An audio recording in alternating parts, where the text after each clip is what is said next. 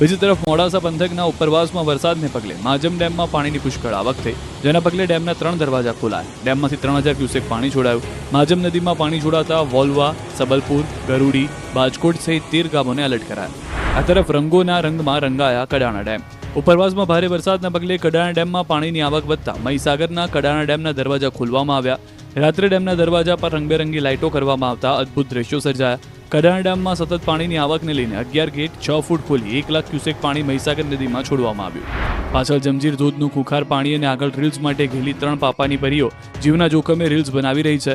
જમજીર ધોધ પર પ્રવેશબંધી હોવા છતાં હુકમનો ઉલાળ્યો કરીને અમદાવાદની ઇન્ફ્લુએન્સર પૂજા પ્રજાપતિ સહિત 3 યુવતીઓ ધોધ નજીક પહોંચી ગઈ.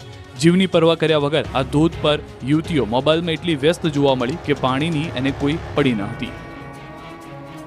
સુરત પર ફરી પૂરનો ખતરો. તાપી નદી પર આવેલો વિઝર કોઝવેનો જુઓ ખૂંખાર નજારો. દક્ષિણ ગુજરાતમાં ભારે વરસાદના પગલે સુરતની તાપી નદી ખૂંખાર બનીને વહી રહી છે. સુરતની તાપી નદીમાં 1 લાખ ક્યુસેક કરતાં વધુ પાણીની આવક થઈ છે. ઉપરવાસમાં ભારે વરસાદને લઈ ઉકાઈ ડેમમાંથી તાપી નદીમાં પાણી છોડવામાં આવ્યું છે, જેના પગલે તાપી નદીમાં સતત પાણીનું લેવલ વધી રહ્યું છે. નદી તોફાની બનીને વહી રહી છે. સુરત તાપી નદી પર આવેલો વિયર કોઝવેનો લો લેવલ બ્રિજ પાણીમાં ગરકાવ થઈ ગયો છે. વિયર કોઝવે ભયજનક સપાટી 7 મીટર છે અને હાલ 7.90 મીટર ઉપરથી પાણી વહી રહ્યું છે. પાણી એટલી પુષ્કળ આવકમાં છે કે 5 વર્ષ ચાલે તેટલું પાણી દરિયામાં વહી જશે. ત્યારે લોકોને વિયર કોઝવેથી દૂર રાખવા માટે તંત્ર દ્વારા સિક્યોરિટી અને પોલીસ મૂકવામાં આવી. આંખોને ટાઢક આપતો આ નજારો સુરતના દેવઘાટ ધોધનો છે. અહીં એક અઠવાડિયાથી સતત મેઘમહેર થતા ઉમરગામ તાલુકામાં આવેલો દેવઘાટ ધોધ સક્રિય થયો. ઉપરવાસમાંથી પાણીની સતત આવકના પગલે ધોધ ખૂંખાર બનીને વહી રહ્યું છે.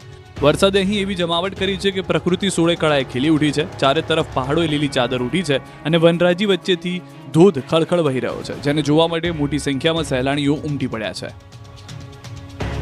માત્ર 3 દિવસમાં બીજી વાર સાબરમતી નદીના પાણી રિવરફ્રન્ટ વોકવે પર ફરી વળ્યા. અનેક સાપનું કરાયું રેસ્ક્યુ. માત્ર 3 દિવસમાં જ ફરી એકવાર અમદાવાદનો રિવરફ્રન્ટ વોકવે પર સાબરમતી નદીના પાણી ફરી વળ્યા. રવિવાર જેવા દ્રશ્યો મંગળવારે પણ જોવા મળ્યા. ધરોઈ ડેમમાંથી પાણી છોડાતા સાબરમતી ફરી એકવાર રૌદ્ર સ્વરૂપે વહેતી લાગી.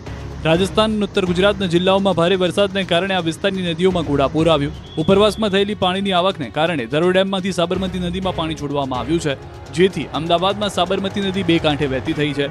માત્ર 3 દિવસમાં બીજી વાર અમદાવાદની આન બાન